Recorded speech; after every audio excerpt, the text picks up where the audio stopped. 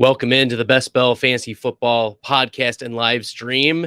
We're going to go through some fantasy football questions and answers for week 15 as I go through some of my rankings for the week, a few predictions, and also give you some fantasy football tips as we head into these Saturday and Sunday games. It's a lot of fun seeing the 49ers utilize George Kittle and him having a boom week to start off the fantasy playoffs. Hopefully you had and started George Kittle. He was my tight end 3 for this week, and I feel like I was even too low. The consensus was tight end 5, so I felt good about moving him up. So, yeah, we are excited to kick off week 15 with a great Thursday night game, and let's get the rest of the week underway. Hey, really the only thing that gon' be normal is distribution. Normal folks gon' infuse some. Optimize your lineups and you feed the rest, you mute them. Turning it up, these numbers are loud. Peeping this game from a nimbus is wild. Making it rain, while I embrace all this risk, I'm insane. Talking about that best bell, I'm the best rest till into the next well. Guess I got next still. Best bell, I'm the best rest till into the next. And of course, drop your questions, comments, and any players you want to chat about in the comments section. If you like the content that I'm sharing with you tonight, make sure that you hit that red subscribe button. We are very close to 500 subscribers, which is phenomenal for the community. So I really am thankful for all of the support that y'all have provided during this fantasy football season, and also just the feedback, the questions. Y'all are great in the community, supporting each other and, of course, supporting me. So thank you as we get into it here. Okay, Serendipity Trick Shots starts us out with, I may have made a grave mistake, but I started Ayuk over Higgins. Now I can start Higgins at all because I have Hill and Metcalf is playing. Yeah, this is an interesting deal because Brandon Ayuk, last I saw, was not doing too well. The Brandon Ayuk take that I had, I was higher, I think, in consensus than Brandon Ayuk. Yeah, right now Ayuk is 2 catches for 19 yards, 4 targets, only 2.9 fantasy points in half PPR. Not very good. So yeah, that's a tough spot to be in because we don't know what T. Higgins' status is going to be. We saw T. Higgins not play very much on Sunday. He went missing during warmups, according to Coach Zach Taylor. So that's a pretty big problem that you don't know if you're going to start Higgins. You can't start Higgins. And then Tyreek Hill, is going to have the snow in Buffalo. That's going to be an interesting matchup. I don't know if y'all saw Serendipity Trick Shots, if you saw that Coach Mike McDaniels was wearing a I Want It Colder shirt or something like that. And he was just strolling around the practice facility. It was just like a dog move right there, a power move. So I appreciate you pointing that out. And that's a tough spot to be in. It's Ayuk not performing. This was a Kittle game. I mean, we knew it was going to be a Kittle game. Seattle gives up the second most fantasy points to the tight end position. So you were firing up your George Kittles. Shouldn't have been a surprise. But to the chagrin of Ayuk, I wonder if there was, a little bit more, warning that he was not going to get what we wanted. Oh, we just got a Kenneth Walker 34-yard reception. So Kenneth Walker at 10 fantasy points is going to do okay.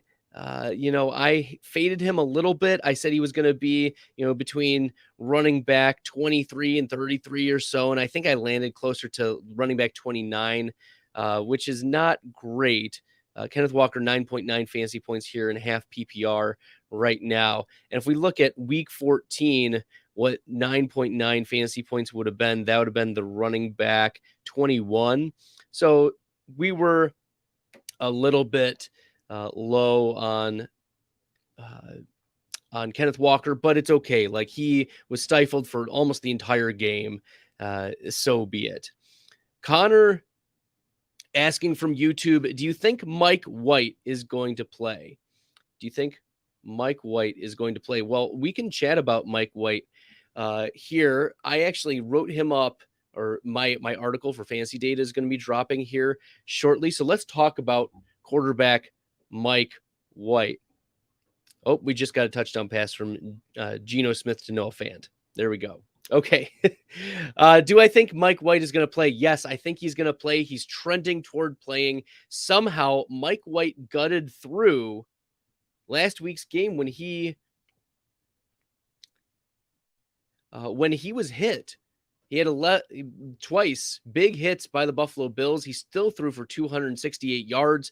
He did finish as the quarterback 22. He didn't have any passing touchdowns or any rushing touchdowns, but he has a redeeming matchup this week. And the Detroit Lions give up the most fantasy points to opposing quarterbacks. They're susceptible to big plays. We've seen Mike White have quarterback 6 and quarterback 7 finishes against generous defenses before. And that's since he took over the Jets' starting quarterback spot this year. White is strongly on this streaming radar. And even if it isn't in a dome, Mike White is still my quarterback 8 on the week. His consensus is the quarterback 13. So I want to be in on Mike White this week as a streaming option. It's a good matchup. And you want to fire up your Garrett Wilsons, and you want to fire up a player that I'm going to be sure to talk about later on in the live stream, Elijah Moore. Do I start Latavius Murray or David Montgomery? Let me pull up the rankings so I can speak to that. But Latavius Murray was a disappointment last year, or last week. Like, I expected him to be in the low end running back 2s, but instead Latavius Murray against the Kansas City Chiefs, yeah, he had 3 receptions on 5 targets. He set a season high in targets. That wasn't, a problem for me. But he only had 8 rushes, 32 yards. Because they were down so much, the Denver Broncos had to pass a lot. And that's why we got Jerry Jeudy touches. That's why we got Greg Dulcich touches, and Latavius Murray with 5 targets, a season high. He finishes the running back 37 and a half PPR, but he gets Arizona, which is a much more favorable matchup. His consensus is running back 26. David Montgomery, on the other hand, is questionable for this game against Philadelphia. He is the consensus running back 19. And before the bye week against Green Bay, David Montgomery running back 12. The week before that against the Jets, which are a respectable defense, the running back 14. Against Atlanta the week before, the running back 6. So David Montgomery has played well, and I know that you're thinking, okay, well, it's the Philadelphia Eagles. They're a tough run defense, and they have been as of late. But you'd have to think that David Montgomery is still going to get the volume that you want to see, and Khalil Herbert is not back. So Latavius Murray, we've seen a dangerous floor for rushes from him, whereas David Montgomery is going to get 14 to 17 carries. That's what it has been for almost every single game. So give me David Montgomery over Latavius Murray this week. Serendipity Trick Shots. Who can I pick up that might succeed next week? A high ceiling running back would be great. Well, let's take a look at a few different options here. One running back who may, no, not him. I'm going through a couple of them. I don't like Cordero Patterson for that. For week 16, we're talking about. Yeah, I don't like that. I don't like that. Let me get back to this question, Serendipity Trick Shots. Maybe we'll see one pop up throughout the live stream, and I'll refer back to it. I'll keep this question in mind, though. Okay, a few players that I want to talk about tonight. I want to make sure get into the live stream so I can put it as one of those mini videos that y'all like on the YouTube channel. I love cutting those up too. It's just a lot of fun to see which ones hit, which one the algorithm is hitting on. And so here we go. The first player that I want to tell you about, you should be considering starting Ryan Tannehill, quarterback for the Tennessee Titans. And Tannehill is a matchup-dependent start. He's finished as a top 12 quarterback against the Giants, Raiders, Packers, Broncos, and Jaguars defenses. And as you know, like many of those defenses have lots of holes in them. And this week, there's also a defense that has a lot of holes, and that's the LA Chargers. It's an underrated matchup. The Chargers give up about 17 fantasy points per game to opposing quarterbacks, and they'll be looking to push the ball down the field against the Tennessee secondary, who gives it the most wide receiver fantasy points on the season. Long story short, this is going to be a shootout, and the Chargers are going to be able to move the ball well, so you'd expect the Titans, they're going to be pushed to move the ball as well. The projected game total for this matchup is 47 points. And while Derrick Henry should be able to move the ball well against the Chargers run defense, which is their weakest point, this will also put the Titans into scoring position a lot and open it up for either a Ryan Tannehill rushing touchdown or a couple passing touchdowns. Tannehill is on the streaming radar for the fantasy playoffs, especially with many other fringe quarterback ones with tougher matchups this week. Do you think Marquise Brown will succeed in these upcoming weeks? Joe from YouTube, good question. And actually, it will tie into another player, into Marquise Brown. I wanted to talk about Marquise Brown on this live stream, so let's get into it. Let me find the Marquise Brown. I'm advising you this week to sit Marquise Brown. And Kyler Murray, we know, is out for the year with a torn ACL. How can Hollywood access a ceiling? That's the question I have. He was already struggling to do so coming off of the injured reserve. Brown has finished as the wide receiver 52 and 56 each of the last 2 weeks, despite earning 8 targets each of those weeks. And this is a matchup this week. His matchup is against Denver. The Broncos are the third toughest pass DVOA matchup on the season. They allow the second fewest fantasy points to wide receivers. And let's be honest, DeAndre Hopkins is there, and AJ Green is somehow getting targets. Robbie Anderson is somehow getting targets. Greg Dortch didn't play this past game, but you wonder if he was just held out for a couple of snaps and giving him an extra week's rest. There's not a lot flashy about the Hollywood Week 15 matchup, or even if you're looking forward to Week 16 and beyond, Hollywood Brown just is not in good shape. Like I talked about the Denver, then he gets Tampa, who has, an occasionally stingy defense. But are you going to trust Marquise Brown in your championship week, week 17 against Atlanta with Colt McCoy as his quarterback? I mean, bless your hearts, bless your souls. I don't know if I could do that after benching him the last couple weeks, especially against him, like Marquise Brown not doing well against the Chargers, who typically give up fantasy points to the wide receiver, and not doing well against New England, and not doing well, we project, against Denver. So I think that Marquise Brown is not in a good position to succeed for the rest of the way. If you can package Marquise Brown and another, if you can package Marquise Brown and I don't know, a Greg Dulcich to try to get Travis Kelce, if your trade deadline is if your trading is still available, those are the types of things that Marquise Brown has named to him, and he has production this year that matters. But if someone is, I don't know, that's the type of thing where you got to try to fish around and see, is Hollywood Brown's value from the general consensus higher than how he should be valued? And he's being valued more than I think what he should be. His consensus this week is the wide receiver 28, and I don't think wide receiver 28 is a good ranking for Marquise Brown. I think outside of the top 30 is the spot for him. So you should not be aggressive in starting Marquise Brown. There's just not a lot of upside with Colt McCoy and sharing targets with DeAndre Hopkins and sharing targets with the other wide receivers. And James Conner, is going to get his touches as well. So we're not looking favorably about Marquise Hollywood Brown.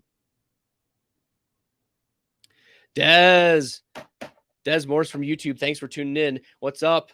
2 questions. Do you like Devonta, AJ Brown versus Chicago?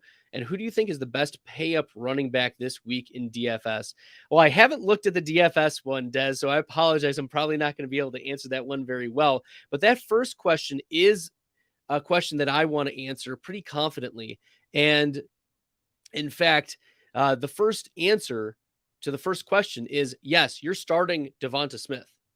No ifs, ands, or buts about it. Don't get cute. You are starting Devonta Smith because he is the better option. You're like, who's the better option, Devonta Smith or the other wide receivers? No, Devonta Smith is the better option. Smith has finished as the wide receiver 10 and wide receiver 17 each of the last 2 weeks. He's earned 8 or more targets in 6 of his last 7 games. And you mentioned it, this matchup against the Bears is an absolute juicy one. It could be a slaughter. Smith has a projected, wait for it, 98% advantage against the Bears secondary per PFF. And you're like, well, what does that mean in the context? Well, PFF grades the matchups from 0 to 100%. So like 50% is halfway, it's average. Devonta Smith has a 98% projected advantage over the Bears secondary. The Bears are also the second most favorable pass DVOA matchup, and the Eagles' offensive line is projected to have a 62% pass block advantage per PFF. You are firing up Devonta Smith as a solid wide receiver 2 with wide receiver 1 upside. I mean, looking at what Devonta Smith has done this year, we've seen ceiling games from him, right?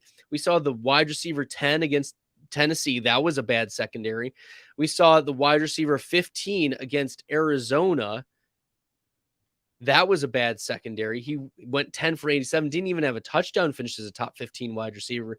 And then, of course, against Washington, he went absolutely nuclear, 8 for 169 and a touchdown on 12 targets, finished as the wide receiver 1 that week. You are starting Devonta Smith this week against Chicago. No ifs, ands, or buts about it. One last question. Do I start Rachaad White over Leonard Fournette? I think we're getting to that point where you are starting Rachaad White over Leonard Fournette. This week, Rachaad White, he's the consensus running back 25 against Cincinnati. Rachaad White has finished as the running back 25 or better each of the last 4 games. He's had, at least 15 touches in each of those games. So he gets the volume. It's a matter of, is he going to fall in the end zone or is he going to have a breakaway play? Either way, Rachaad White is a must start for you as a running back 2 or even a flex play. Like he is a flex play consideration. Whereas Leonard Fournette was the running back 28 last week. He's finished as the running back 28 or better in each of the last 5 weeks, but it's been Rachaad White who's been ascending. So give me the ascending younger player. Leonard Fournette only had 4 carries in the game against San Francisco. I do expect he gets closer to like that 10 carry threshold, but long gone are the days like in week 6, week 2, and week 1 where Leonard Fournette had 20 plus carries. Those are gone. Rachaad White is going to be splitting carries with Leonard Fournette, and I think Rachaad White is a more dependable player moving forward. And I think the coaching staff wants to get more exposure near the end of the season. And there are some decent matchups. Arizona in particular in week 16. It's too bad Atlanta is week 18 for our fantasy playoffs, but here we are. All right, let's keep it going with a few other players. You should consider starting quarterback Matt Ryan. And it's very simple. It's a simple calculus for Matt Ryan. You're starting your quarterbacks against the Minnesota Vikings. The Vikings have been the 6th best pass DVOA matchup on the year, and they allow the 6th most fantasy points to quarterbacks. Jared Goff, pocket passing quarterback with some weapons, just finished as the quarterback 4 and threw for 330 yards, 3 touchdowns, 0 interceptions. The Colts and Vikings, it's the 2nd highest projected game total on the week. And we've seen a couple spike games from Matt Ryan. He has 2 top 5 finishes on the season. So you should consider starting Matt Ryan in your fantasy lineups if you are desperate at quarterback. If I would have benched, a few of the lower quarterbacks. This is one where you want to get Matt Ryan, above your Daniel Jones of the world. I mean, could you put him ahead of Tom Brady? Maybe, maybe not. But you should consider like Trevor Lawrence, as a replacing Trevor Lawrence for Matt Ryan this week. And maybe that's a little spicy because Lawrence has done so well. But Lawrence gets the Dallas Cowboys, who give up the third fewest fantasy points and are the worst matchup of past DVOA against quarterbacks. So Trevor Lawrence is more of a fade for me this week. Matt Ryan is a mid to high end quarterback to starting consideration. Ryan N, Rashad or Foreman? Let me pull up my running back rankings here because I feel like they're pretty close. Okay. So right now, Donta Foreman is running back 25 for me against Pittsburgh, and Rachaad White is running back 23. So it is very close. I would give the edge to Rachaad White with the pass catching, the half PPR. If it was standard, I think Donta Foreman would move ahead of him.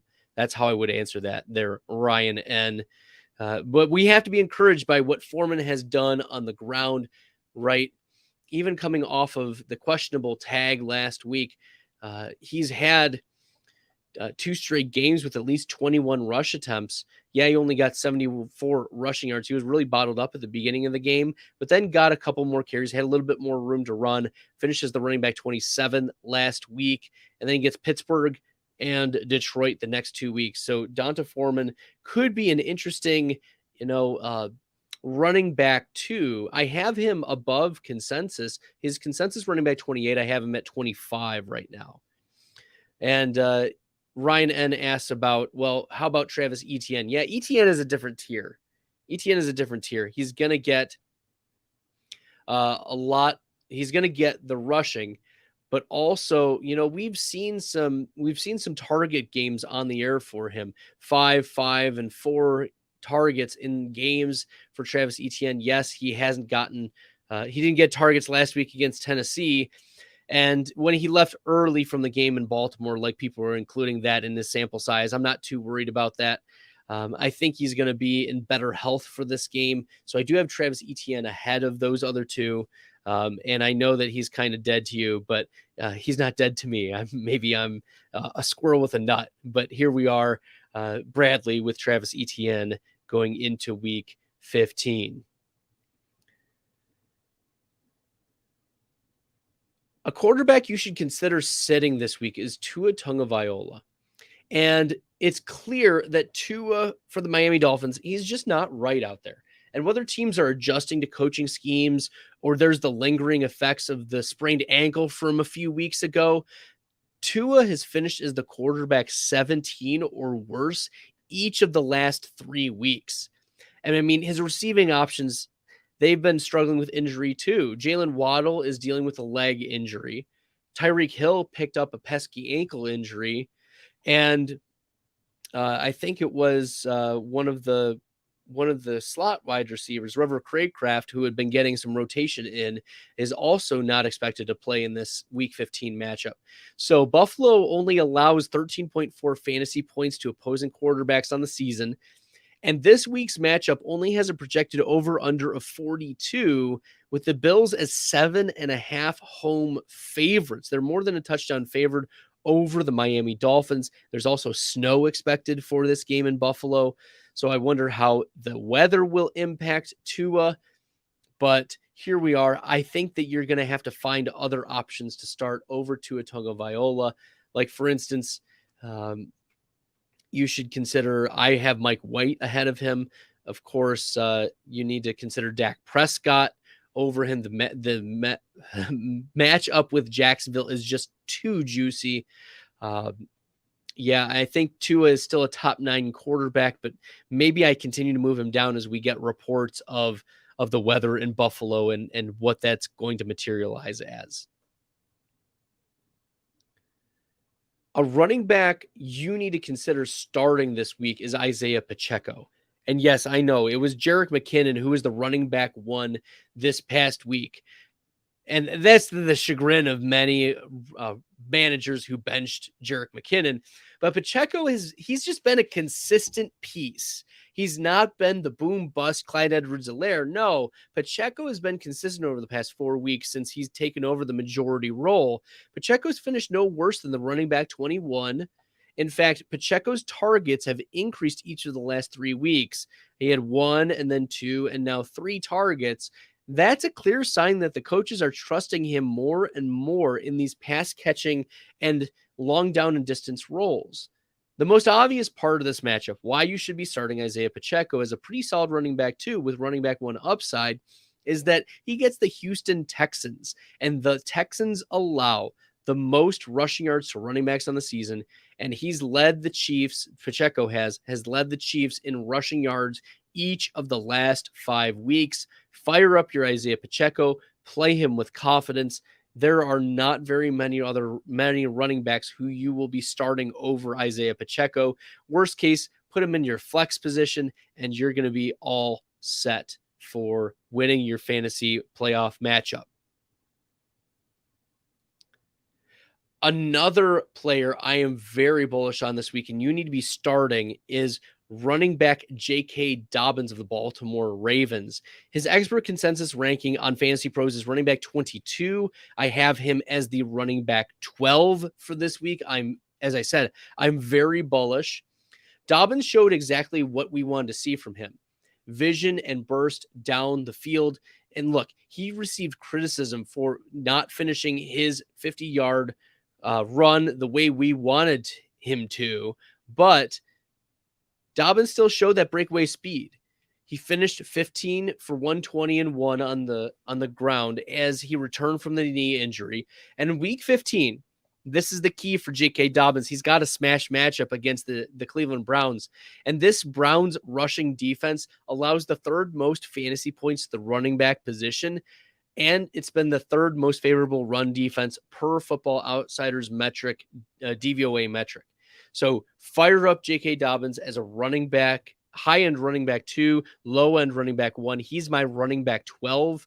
I see a lot of upside for Dobbins. It's a good matchup. I'm not worried about Kenyon Drake or Gus Edwards eating into J.K. Dobbins in the way that would prohibit him from getting into this running back 12. I mean, he was running back 9 this past week. So let's not get carried away. I mean, I'm even lower than what the ranking was last week. So J.K. Dobbins, fire him up with confidence. We saw what we wanted to see, and we should be happy with it. All right. If you like the content, make sure you're hitting that red subscribe button. It really helps the channel. And if you have questions or comments or you want some start sit, make sure you put those into the chat. Really appreciate you doing that. I'm going to advise you this week to sit Raheem Mostert.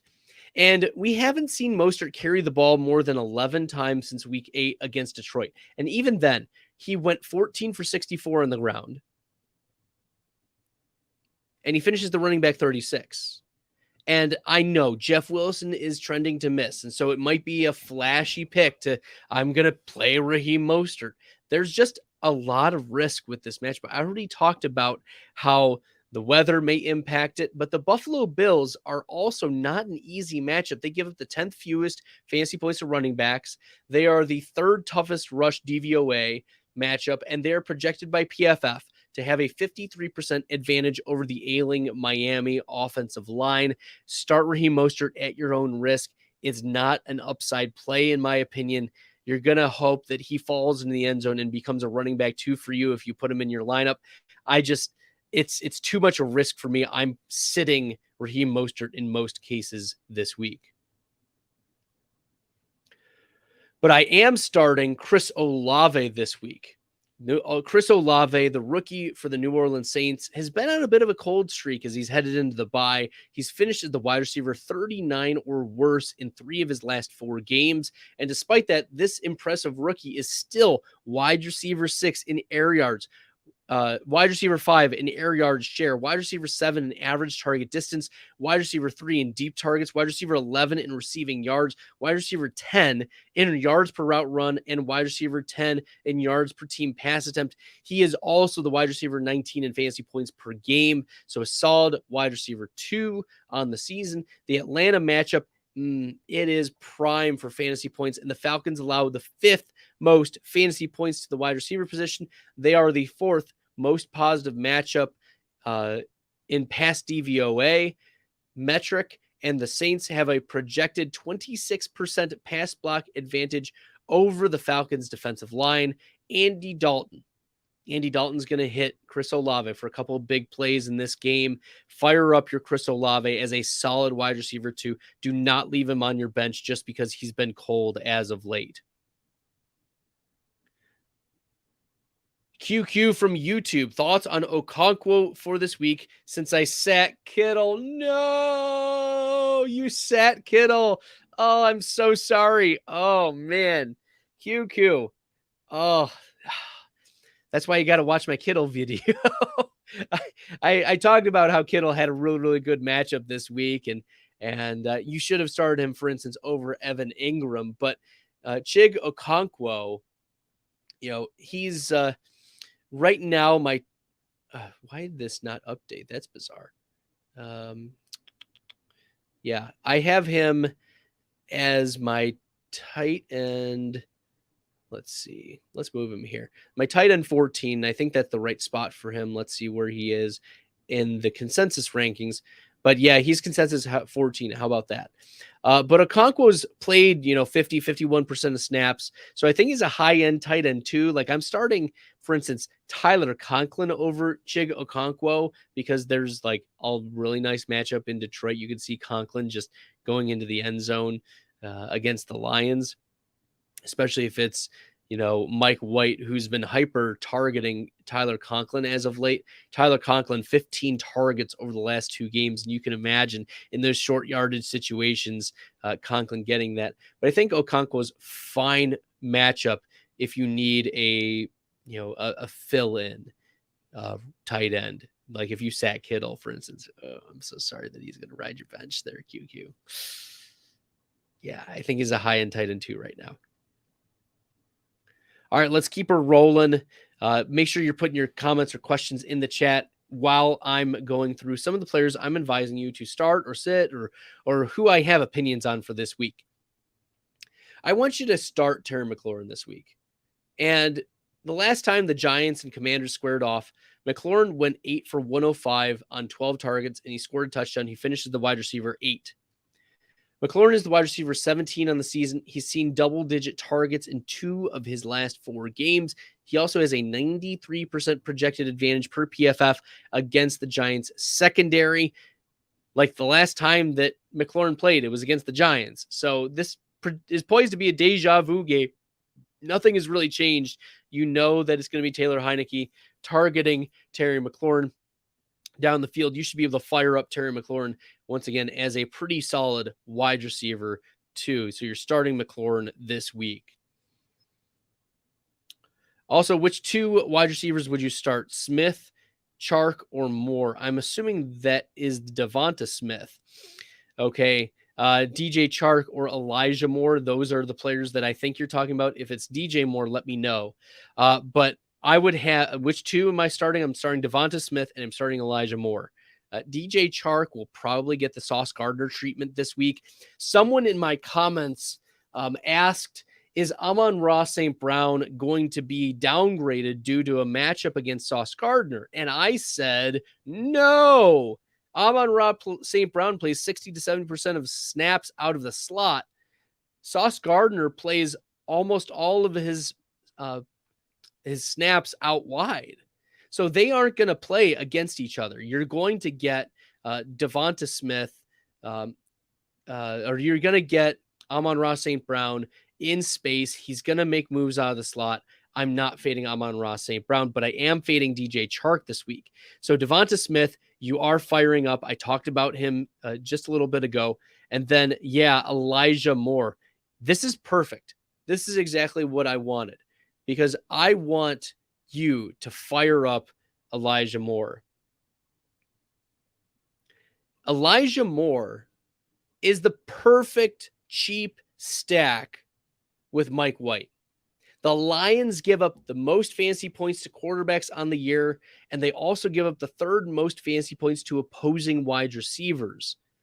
And Moore finally eclipsed 80% snap share, and that was the first time since he had gotten 80% of snaps since before his benching. He is back to a full-time player. Now, Corey Davis did leave this game early, but Elijah Moore, he played ahead. He played more snaps than Denzel Mims. Elijah Moore earned 10 targets. He caught 6 passes. He earned his 4th red zone target over the last 2 games. And you need to find a way to just squeeze in Elijah Moore into your week 15 lineups. He's my wide receiver 27, and I just keep talking myself more and more into Elijah Moore this week. It's just such a good matchup. We see him trending the right way.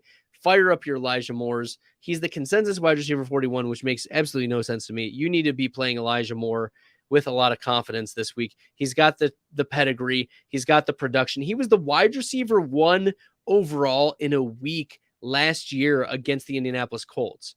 And that was with, I think, Mike White left the game early, and Josh Johnson had to step in and be the quarterback. So there was even a quarterback transition, and Elijah Moore was still, one of the best wide receivers last year. So fire up your Elijah Moore. He's got talent. He's got pedigree. He's been trending the right way. He's got a great matchup. All of it. Fire up your Elijah Moores this week. QQ asks, would it be reckless benching Joe Burrow for Mike White? I think that's a little too far. I do have Mike White as my quarterback 8. Burrow is my quarterback 6. So I see them as close, but I feel like I've pushed up Mike White enough already. So I'm not willing to throw Joe Burrow, into that tier. I feel like there is a tier gap between 7 and 8. I have Justin Fields at 7 right now. Fields is healthy. He is back from his sickness. He practiced today, and he gets the Philadelphia Eagles, which is the reason why I have him at 7. I still have him in the top 7 quarterback. But the Eagles give up the fewest fantasy points to the quarterback position. They're the second toughest pass DVOA matchup, and the Philadelphia Eagles have a 32% pass block advantage on their offensive line versus the Chicago Bears, or the Philadelphia Eagles defensive line versus the Chicago Bears offensive line. So would it be reckless benching Joe Burrow for Mike White? Ultimately, I think there's just a tier gap between Joe Burrow and Mike White there, but I am bullish on Mike White. But let's not get carried away, QQ.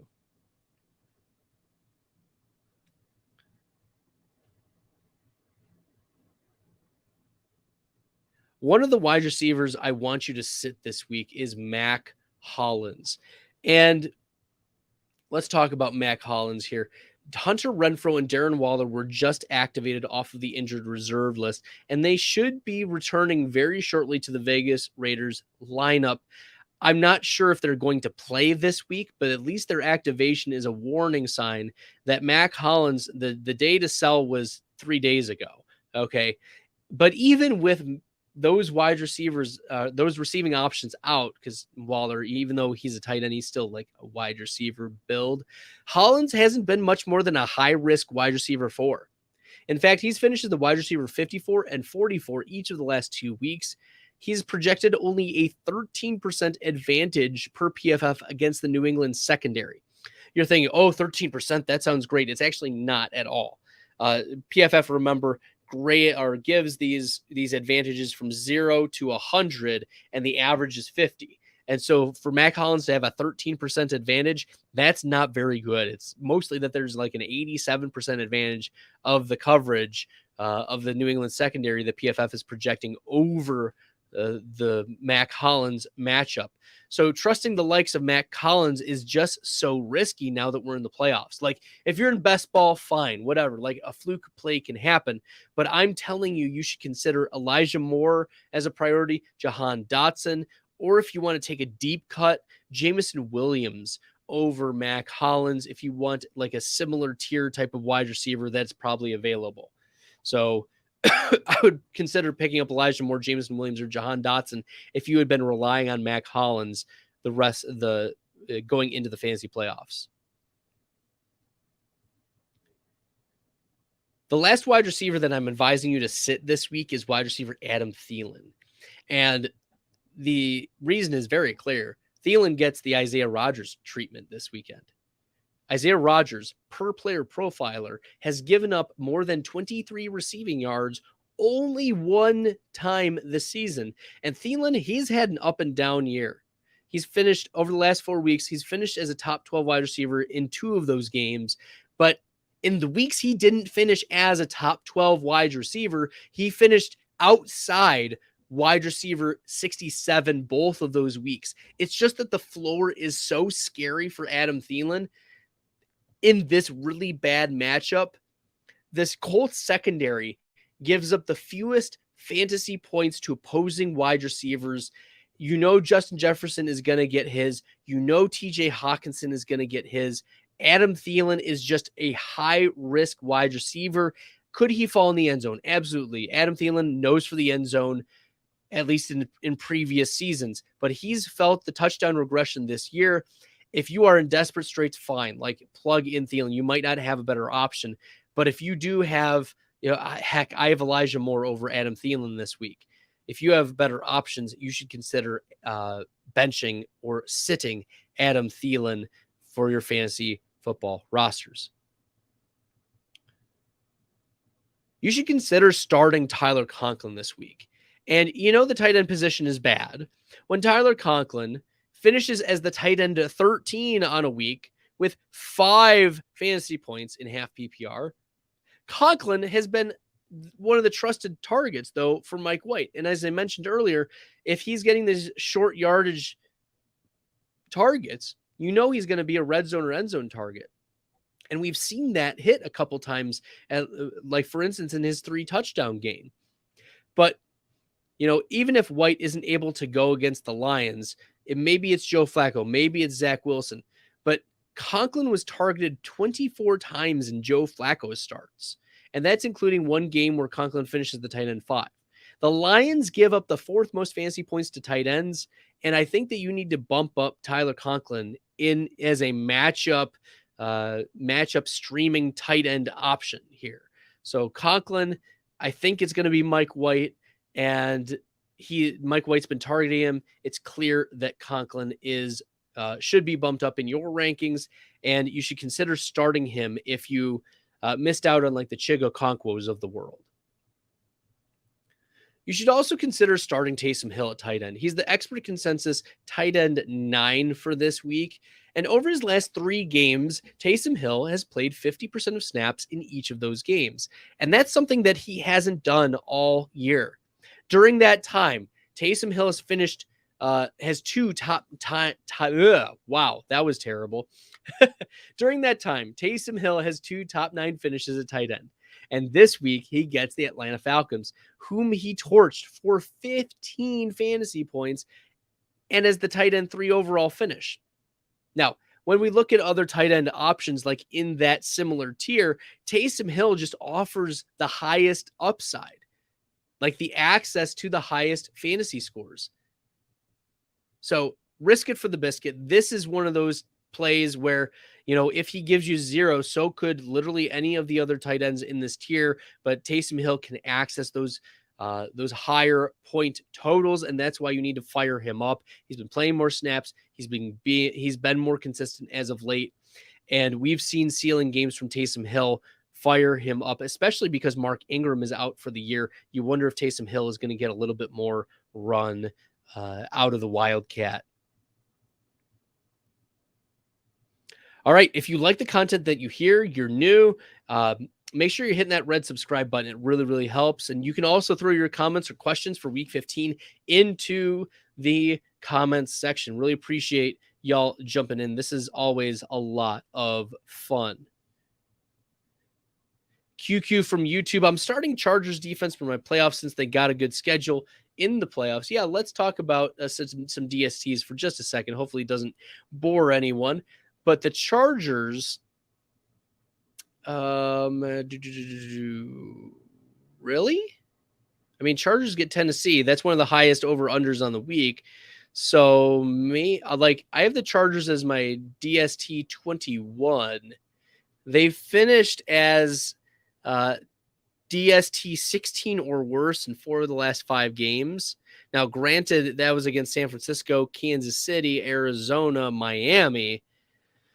So I don't know. I don't have a lot of trust in the Chargers. Like, here are my top 10 for this week, QQ. Number 1, the Kansas City Chiefs. 2, the Green Bay Packers.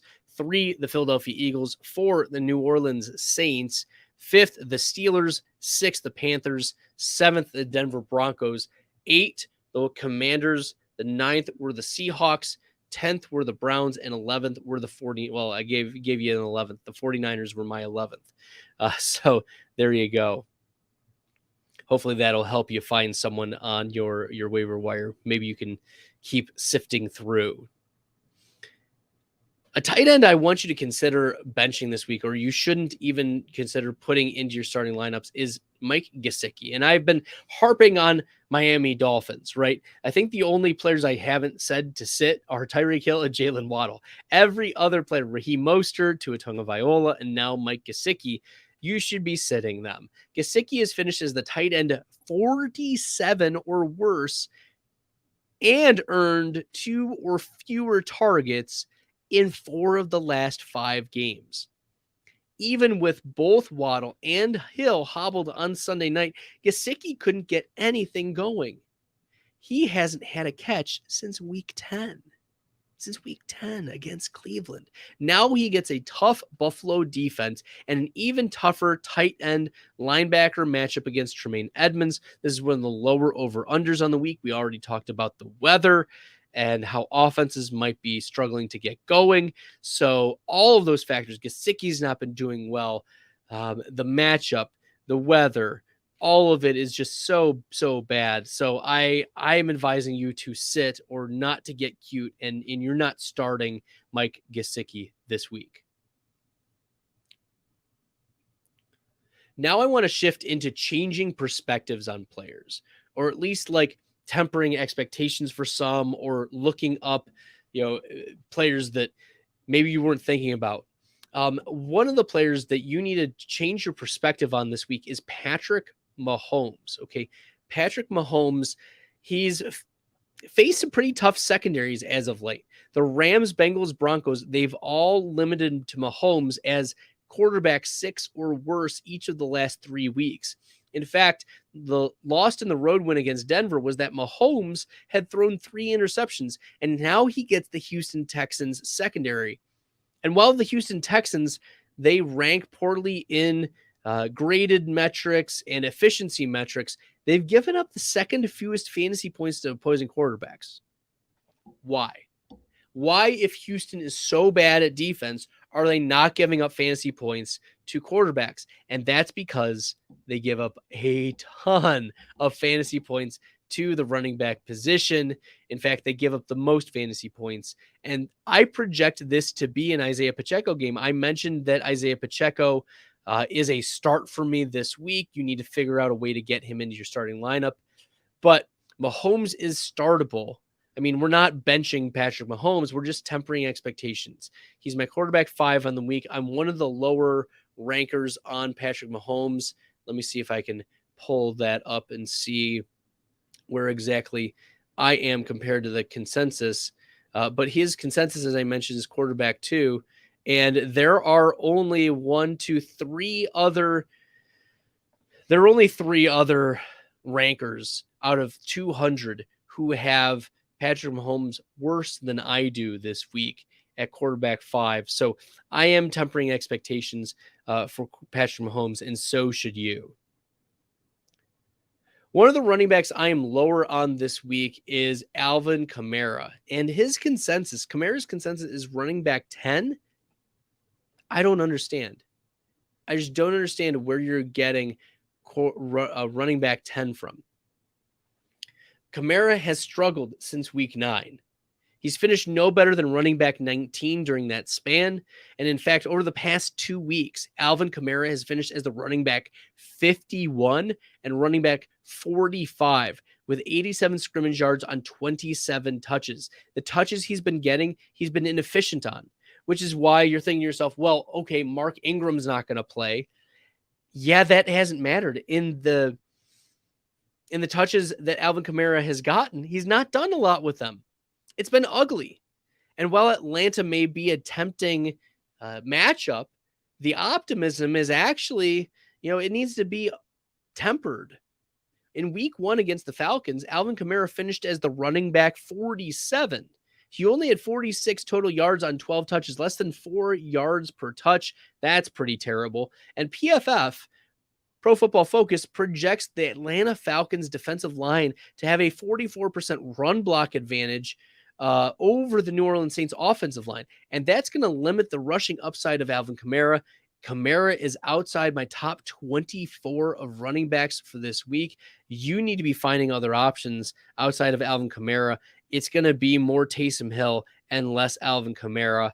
Unfortunately, Kamara is going to tease you with those targets, but he's done nothing with them. And he's teasing you with his 3 touchdown game this year where he finishes the running back 1 overall. He's teasing you with that. Don't give in. It's all a trap. Don't fall into the Alvin Kamara trap. It's going to be a bust week for him. I don't understand. And looking at the running back rankings, right, I have Alvin Kamara outside of my top 24. And looking at the half PPR rankings, I am okay. There's one ranker who has him at running back 30, one at 59, one at 60, and one at 101.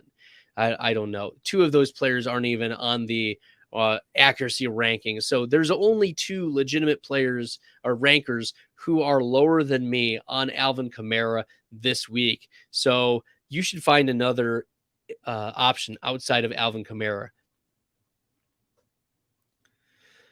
I'm out, but I want to say appreciate you so much. This has become my favorite fantasy channel. Thank you, QQ. I appreciate you tuning in when you do.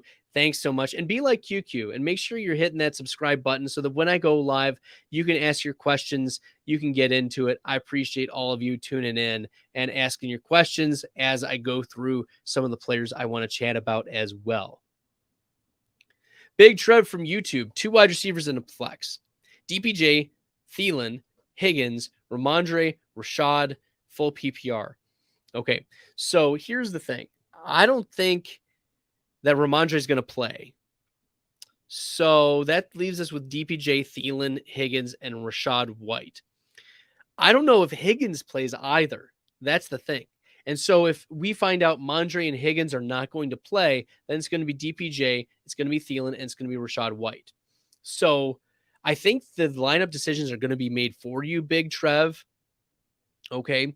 But if I were to bench, and if we knew T. Higgins was full health, the coaches weren't teasing us, I would probably go, well, let me pull up my rankings because I think that Thielen and DPJ are going to be pretty close. Yeah, I have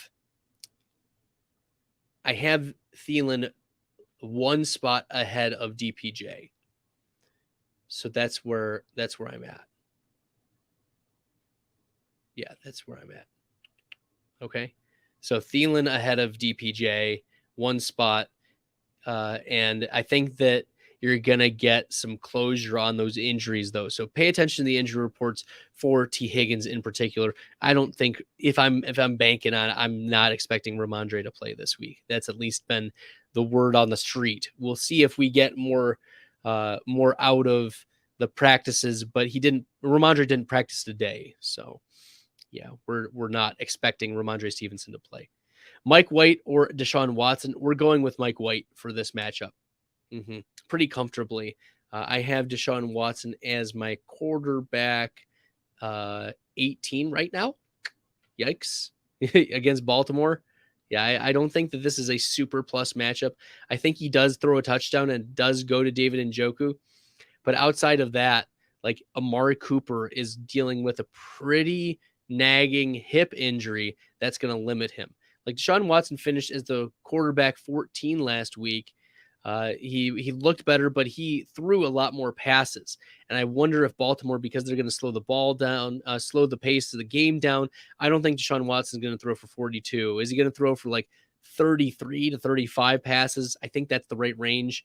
But I think you have to temper expectations for Deshaun Watson. The secondary for the Baltimore Ravens is a lot tougher than what the metrics are saying. So I'm firing up Mike White over Deshaun Watson this week. All right. One of the players that you also need to be fading this week is Mike Evans. He is the wide receiver 23 in expert consensus rankings, but he falls. Where did he end up going? Yeah, there you go. So Mike Evans ends up being outside of my top 29. He's my wide receiver 30 right now. And we have to be concerned about Mike Evans, right? The last 5 weeks have not been kind to Evans. He's finished as the wide receiver 34 or worse each of those weeks, and he's finished as wide receiver 44 or worse in 4 of those games. He's fallen on the wrong side of variance, sure. Like Brady has missed him on deep passes, and Evans dropped a few big touchdown passes. But even though Evans has commanded a larger target share over the last 3 games, he has 22 targets, right? And 2 of those games, 9 targets each. He only has 10 receptions over the last 3 games, and Brady may lead the NFL in pass attempts, but his yards per attempt is 22nd. So he's really not hitting those deep passes for Mike Evans. So his yards per attempt, he's just dumping it off to Rachaad White. He's hitting Cade Otton. But Brady is also turning Chris Godwin into Deontay Johnson. And you hate to hear that, but you're like, oh, that's really not too far off. Like Brady is giving a high target share, low average depth of target to Chris Godwin, and that's exactly what's happening with Deontay Johnson. And Mike Evans is turning into this big play, boom bust wide receiver like George Pickens. So I think there's a parallelism here. That Brady is essentially a rich man's Kenny Pickett. Ooh, you hate to say that, but here we are. The matchup also doesn't help this week against Mike Evans, as the Cincinnati Bengals allow the 5th fewest fantasy points to opposing wide receivers. Mike Evans is my wide receiver 30 this week. His consensus, wide receiver 23. So you're not firing up Mike Evans if you can help it this week. It's just not a good matchup. He's sharing target share. Brady's not played well. The offensive line isn't good. All of it. Mike Evans is a fade for me this week. Nathan Ruling from YouTube, thanks for the question. Do we go with Cam Akers or DeAndre Swift at running back? And that's actually a pretty good question because DeAndre Swift has a tough matchup against the New York Jets.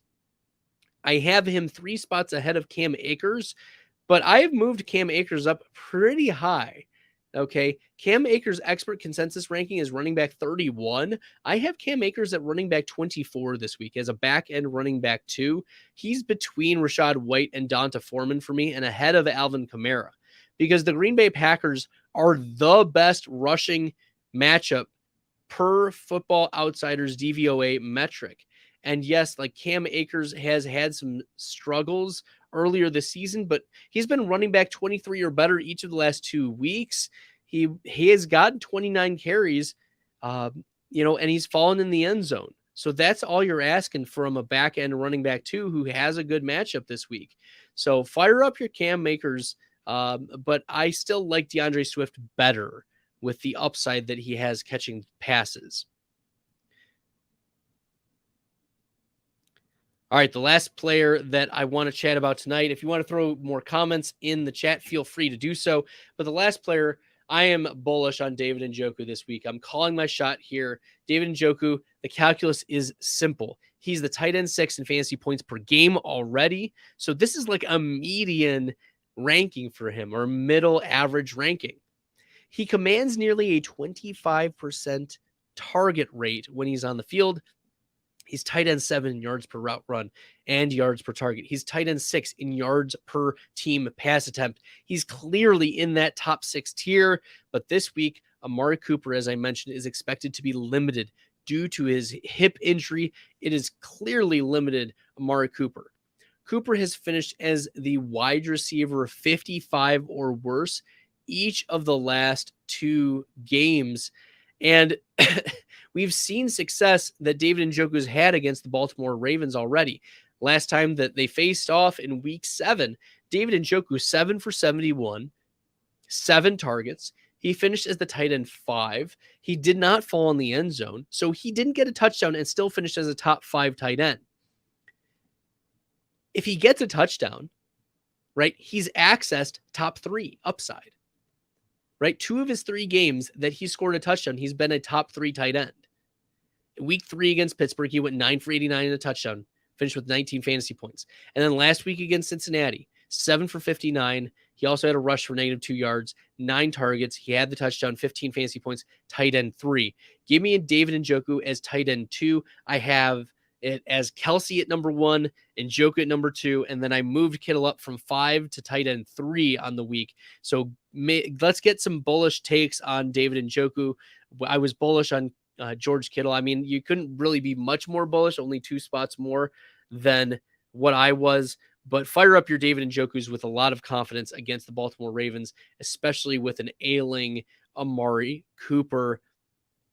Yeah, give me all the David Njoku. All right.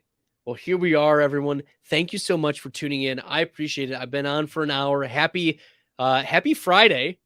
I will probably jump on tomorrow and do a live stream where I'm not going through as many. I know it's not as popular of a streaming day for Thursday, but I want to get some more content out for you.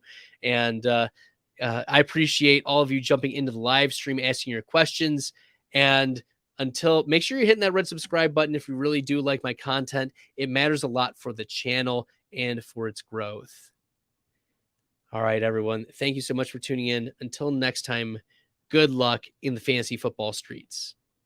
I embrace all this risk, I'm insane. Talking about that best bill, I'm the best till into the next world. Guess I got next still. Best bill, I'm the best rest till into the next world. Guess I